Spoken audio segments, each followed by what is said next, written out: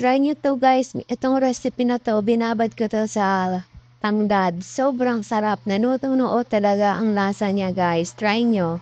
So, ibabad nyo ng isang araw ang ating pork. Sobrang sarap. Nanonood talaga siya. Try nyo guys. So, ayan na nga guys. Inabad ko lang sa oyster sauce. At soya, naglagay din ako. Tansyahan lang yan guys. Tapos maglalagay tayo ng bawang. At tanglad. Yan, tanglad. Iniwa-hiwa ko at dinikdik ko muna yan guys. Tapos bawang.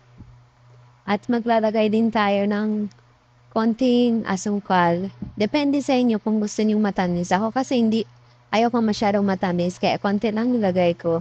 At naglagay din ako ng ketchup. Yan. Tapos maglalagay din tayo ng paminta. Yan. Para maraming paminta para maanghang na siya guys. Tapos imekos-mekos lang natin yan para mag-combine ng ating mga ingredients. Huwag kayong galala guys, nagugas ako ng kamay bago ko yan nawakan ang ating pork.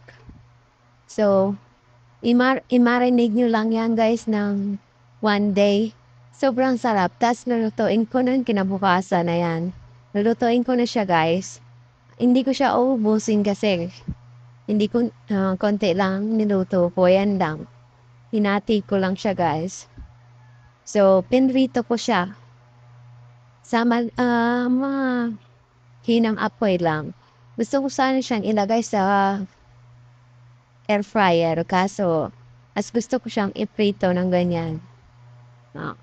Tapos, ayan na nga guys, na finish na siyang iprito. Sobrang sarap. I-try nyo to guys, promise.